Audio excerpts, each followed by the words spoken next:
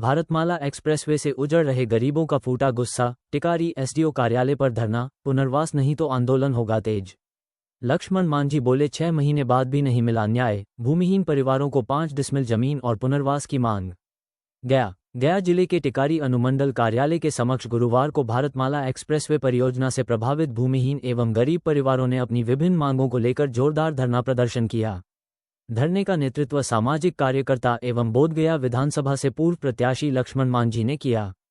प्रदर्शन में शामिल लोगों ने प्रशासन के खिलाफ जमकर नारेबाजी करते हुए पुनर्वास, आवासीय भूमि और आजीविका की व्यवस्था करने की मांग उठाई। धरना को संबोधित करते हुए लक्ष्मण मांझी ने कहा कि भारतमाला एक्सप्रेसवे परियोजना के कारण कई गरीब परिवार बेघर होने की कगार पर पहुंच गए हैं। उन्होंने बताया कि टिकारी प्रखंड के घनेटू गांव में एक्सप्रेसवे निर्माण के दौरान मांझी टोला के कई घर टूटने वाले हैं। यहां रहने वाले अधिकांश परिवार भूमिहीन हैं और वर्षों से सरकारी भूमि पर बसे हुए हैं। ऐसे में उनके सामने रहने और आजीविका दोनों का संकट खड़ा हो गया है।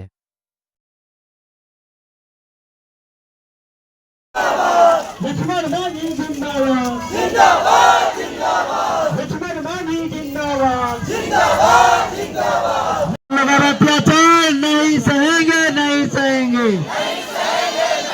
हम लोग अब नहीं ठगाएंगे, नहीं ठगाएंगे।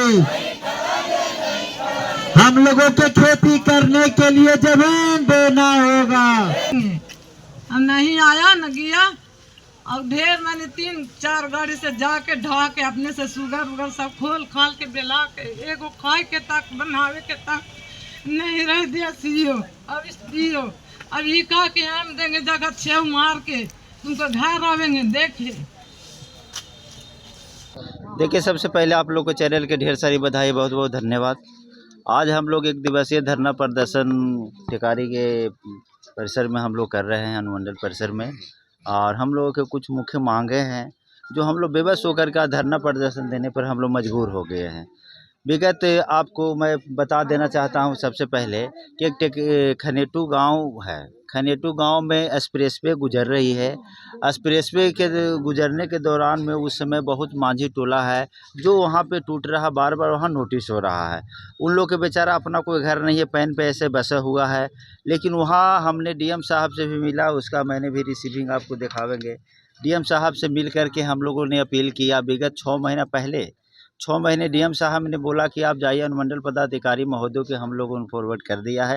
अनुमंडल पदाधिकारी आपको वहाँ ज़मीन दे करके सरकार के नियमानुसार 5 डिसमिल ज़मीन आपको मिलेगा।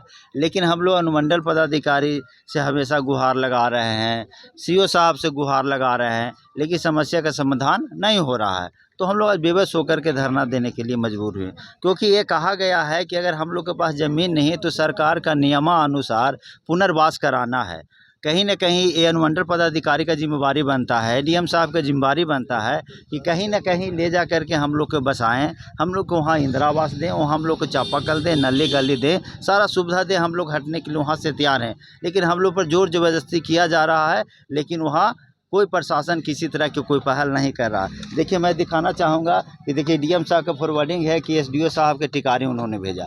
उसके बाद दोबारा फिर देखिए कि डीएम साहब का फॉरवर्डिंग है, उन्होंने फिर देखिए एसडीओ साहब टिकारी को इन्होंने भेजा। आप लोग इसको देखिए। उसका बाद भी कब कितना तारीख का है आवेदन दिया हुआ है 9/2/2026 का। उसके बाद सीओ साहब और अनुमंडल पदाधिकारी चैन के नींद सो रहे हैं। अब सम्राट कुमार चौधरी हमेशा कहते हैं, एक दिन कहते हैं गरीबों को बसाने की व्यवस्था की जा रही है और एक दिन गरीबों को उजाड़ने का व्यवस्था किया जा रहा है। एक ऐसी दुर्व्यवहार। तो इसलिए ऐसा हो रहा है ना कि हम लोग दलित समाज से आते हैं, हम लोग गरीब समाज से आते हैं, हम लोग दबे कुचे समाज से आते हैं, इसलिए हम लोगों को बात नहीं सुना जा रहा है। ये तो दुर्भाग्यपूर्ण बात है। हम सम्राट चौधरी जी का हमेशा भाषण सुनते रहते हैं कि अगर कोई अगर की पदाधिकारी का आप आवेदन देते हैं, आपको 30 दिन में कार्रवाई नहीं होती है तो उसके ऊपर हम लोग कार्रवाई करेंगे। तो क्या सम्राट चौधरी जी आपको चैनल के माध्यम से दिखेंगे कि इसका तो 6 महीना हो गया लेकिन अभी तक कोई कार्रवाई नहीं होता? क्या अनुमंडल पदाधिकारी पर कार्रवाई होगी या सीओ साहब पर कार्रवाई होगी?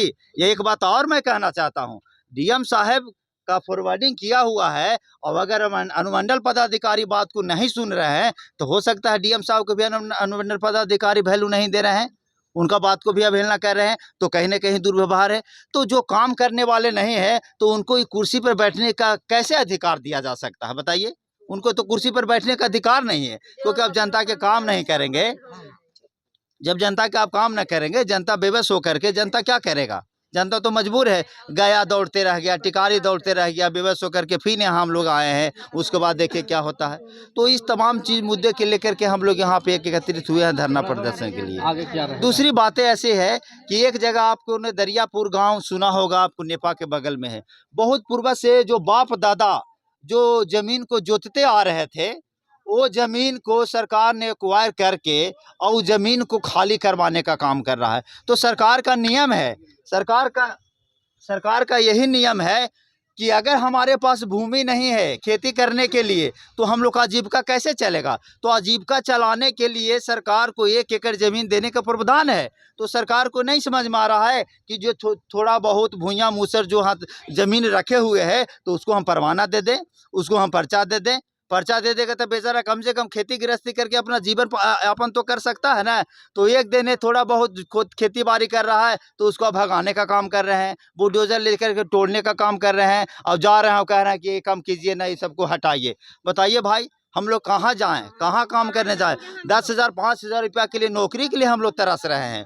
हम लोग को नौकरी नहीं मिल पा रहा, हम लोग को रोजी रोजगार नहीं मिल पा रहा है। तो ये किसकी जिम्मेदारी बनती है? तो सरकार की जिम्मेदारी बनती है ना। तो सरकार के सोचने का ज़रूरत है, सरकार को करने का ज़रूरत है। तो सरकार काम कर नहीं रही है, दूसरा लोगों को भगाने में लगी है। मैं तो बताना चाहता हूँ, दरियापुर में जो कोई सरकारी भवन बनना है या क्या बनना है, तो सरकार के पास ऐसा बहुत सा ज़मीन है जिसमें भी बनाया जा सकता है।